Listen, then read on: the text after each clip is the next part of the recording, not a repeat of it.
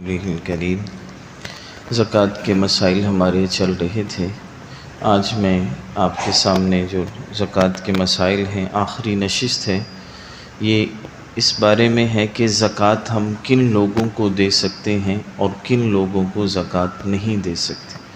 اور یہ اتنا اہم مسئلہ ہے، اللہ تعالیٰ نے قرآن میں اس کو بیان فرمایا ہے۔ تو اس سے ہمیں پتہ یہ چلتا ہے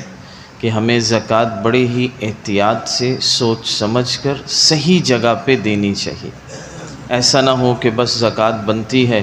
اب آپ یہ سمجھ رہے ہیں بس میں نے ادا کرنی ہے، کہیں بھی بس دے دوں، یعنی جیسے پنجابی میں کہتے ہیں نا، مگروں نہیں لانی، بلکہ صحیح آپ کی جو ہے صحیح مستحق تک پہنچے، اور جتنے زیادہ مستحق تک پہنچے گی اتنا ہی آپ کا ثواب بھی بڑھ جائے گا۔ تو قرآن کی سورہ توبہ آیت نمبر 60 میں اللہ نے بیان فرمایا کہ زکوٰۃ کن لوگوں کو دینی چاہیے، اور صدقہ فطر زکوٰۃ یہ صرف جو ہے جو میں چند لوگ بتاؤں گا انہی کو دے سکتے ہیں۔ قرآن میں اللہ نے فرمایا انما الصدقات للفقراء، کہ جو زکوٰۃ ہے، صدقہ فطر ہے، یہ فقراء کے لیے ہے۔ فقراء کون لوگ کہلاتے ہیں؟ فقیر اسے کہا جاتا ہے جس کے پاس کچھ ہو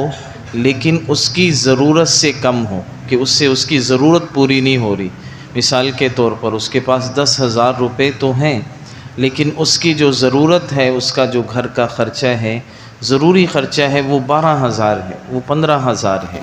تو اس کو آپ زکوٰۃ دے سکتے ہیں۔ جو صاحب نصاب بھی نہ ہو اور اس کا گھر کا خرچہ پورا نہ ہو رہا ہو، اس پر قرض چڑھ رہا ہو، یا اسی طرح جو ہے اس نے مکان کا کرایہ دینا ہو، اور اس کے پاس کوئی جو ہے سونا چاندی مال تجارت وغیرہ جو نصاب میں نے کل بتایا تھا وہ اس کے پاس نہ ہو، تو پہلا اللہ نے فرمایا فقیر کے لیے۔ اور دوسری قرآن میں اللہ نے بیان فرمایا انما الصدقات للفقراء والمساکین، مسکین اسے کہتے ہیں جس کے پاس کچھ بھی نہ ہو۔ فقیر اور مسکین میں یہ فرق ہے، فقیر کہتے ہیں جس کے پاس ہو لیکن تھوڑا ہو اس کی ضرورت سے، مسکین اسے کہتے ہیں جس کے پاس کچھ بھی نہ ہو۔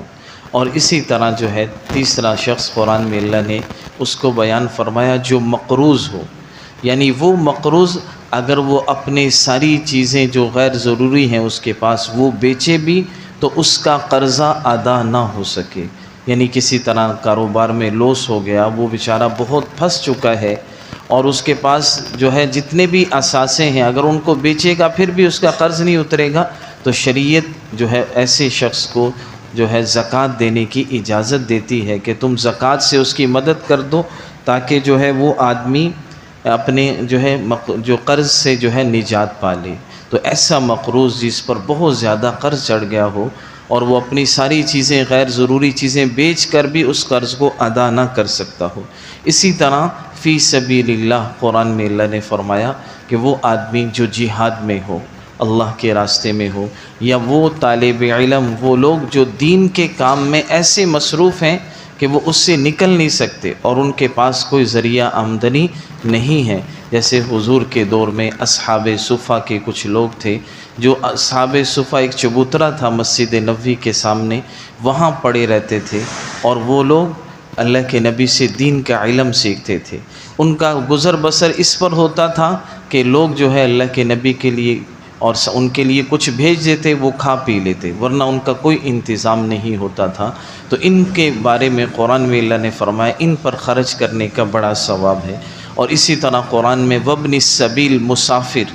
کہ چاہے مسافر اپنی جگہ پہ مالدار ہو لیکن راستے میں اس کو پیسوں کی ضرورت پڑ گئی، مثلا اس کی جیب کٹ گئی یا کوئی سفر پر گیا ہوا ہے، اس کے پاس ATM بھی نہیں ہے، یعنی اپنے مال و اسباب پیسوں تک پہنچنے کا کوئی اس کے پاس ذرائع نہیں ہے، اور اس کے پاس گھر میں پیسے بھی ہیں، سفر کے دوران اس کو ضرورت پڑ گئی، تو آپ اس کی زکوٰۃ سے اتنی مدد کر سکتے ہیں کہ وہ اپنے سفر کو مکمل کر کے اپنے گھر پہنچ جائے۔ اور اسی طرح جو ہے سب سے زیادہ جو ثواب ہے زکوٰۃ دینے کا وہ 2 جگہوں پر ہے۔ ایک تو یہ ہے کہ جو اپنے مستحق رشتہ دار ہیں، یعنی مستحق بھی ہوں اور رشتہ دار بھی ہوں، اس میں ڈبل اجر اللہ نے رکھا ہے کہ ایک تو آپ کو زکوٰۃ ادا کرنے کا ثواب ملے گا، اور دوسرا آپ کو صلہ رحمی کا بھی ثواب ملے گا۔ اور دوسری جگہ فرمایا کہ جہاں مدرسے ہوں، جہاں دین کا کام ہو رہا ہو وہاں بھی آپ زکوٰۃ دیں تو اس پر بھی ڈبل ثواب ہے۔ اس کی وجہ یہ ہے، ایک تو آپ کی زکوٰۃ کی ادائیگی ہوگی،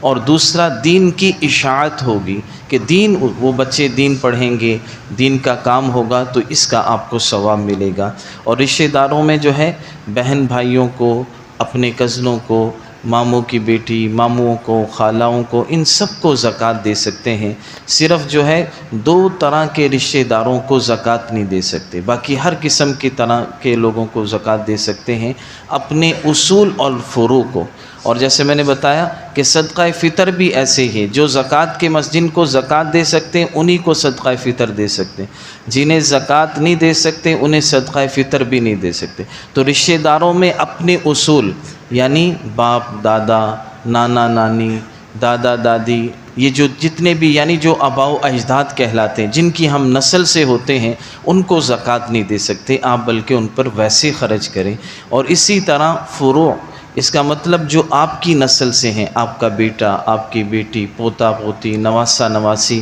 یہ جو آپ کی نسل سے ہیں ان کو زکوٰۃ نہیں دے سکتے۔ اسی طرح شوہر اپنی بیوی کو، بیوی اپنے شوہر کو بھی زکوٰۃ نہیں دے سکتی۔ اور اسی طرح جو ہے کوئی سید ہے اس کو بھی زکوٰۃ نہیں دی جائے گی، کیونکہ وہ ہمارے نبی کی جو ہے خاندان کا ہے۔ تو یہ جو زکوٰۃ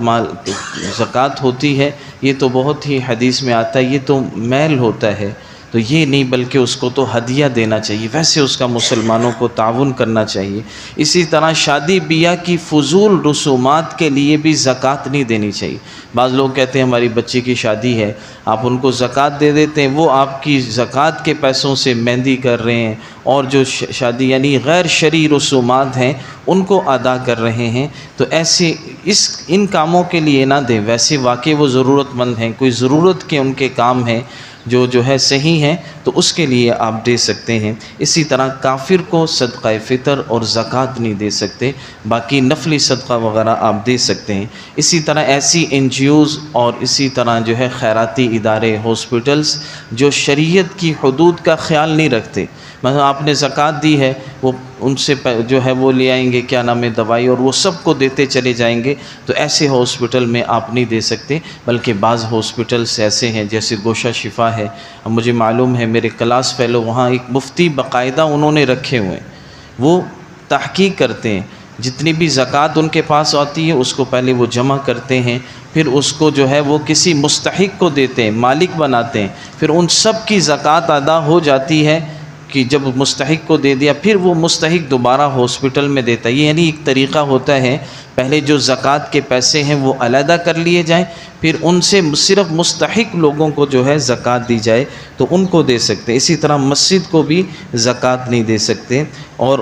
بیوہ اگر مالدار ہو تو اس کو بھی زکوٰۃ نہیں دے سکتے۔ یہ نہیں دیکھنا کہ یہ بیوہ اس کو زکوٰۃ دے دیں، بلکہ یہ بھی دیکھنا ہے کہ اس کے پاس سونا چاندی مال تجارت تو یہ چیزیں تو نہیں ہیں۔ بعض بیوہ ہوتی ہیں، مالدار ہوتی ہیں، ان کے پاس سونا ہوتا ہے، تو صرف بیوہ ہونا یہ زکوٰۃ کے لیے کافی نہیں ہے، بلکہ وہ صاحب نصاب بھی نہ ہو، یعنی ضرورت مند بھی ہو۔ اور یہ بھی دیکھنا ہے کہ جو آدمی جس کو آپ زکوٰۃ دے رہے ہیں وہ واقعتاً مستحق ہو۔ مستحق ہونے کا مطلب یہ ہے کہ وہ ضرورت مند ہو، اس کو ضرورت ہو مزید پیسوں کی۔ اگر کسی کا کام اچھا چل رہا ہے، اس کے اخراجات پورے ہو رہے ہیں، تو پھر اس کو زکوٰۃ پہ آپ نہ ڈالیں، اس کو زکوٰۃ نہ دیں۔ اس کا اگر وہ نظام چل رہا ہے تو اس کو چلنے دیں۔ آپ ایسے لوگوں کو تلاش کریں جو زکوٰۃ کے مستحق ہیں، بیمار ہیں، بیچاروں کا خرچہ نہیں چل رہا، قرض ان پر چڑھے ہوئے ہیں، ان لوگوں کو زکوٰۃ ادا کریں۔ اور جتنا آپ سفید پوش، بعض لوگ ہوتے ہیں وہ تو زکوٰۃ مانگ رہے ہوتے ہیں، انہوں نے تو کسی نہ کسی سے مانگ، لیکن بعض لوگ ایسے سفید پوش ہوتے ہیں، ضرورت مند ہوتے ہیں، بیچاروں پر قرضے چڑھے ہوتے ہیں، لیکن کسی کو کہتے بھی نہیں ہیں، کسی سے مانگتے بھی نہیں ہیں۔ قرآن میں ہے لا يسألون الناس الحافا، وہ لوگوں سے لپٹ کر مانگتے نہیں۔ تحسبهم الجاہل اغنیاء من التعفف، کہ آپ ان کے چہروں سے ان کو ایسا لگے گا جیسے ان کو کسی چیز کی ضرورت نہیں، لیکن اندر وہ ضرورت مند ہوتے ہیں۔ تو ہم اپنے رشتہ داروں میں، اپنے آس پاس ایسے لوگوں کو تلاش کر کے جو ہے زکوٰۃ صدقات پہنچائیں جو بالکل یعنی ضرورت مند ہیں، سفید پوش ہیں، اس سے آپ کا جو ہے ثواب بڑھ جائے گا۔ اللہ تعالی ہم سب کو عمل کی توفیق عطا فرمائے۔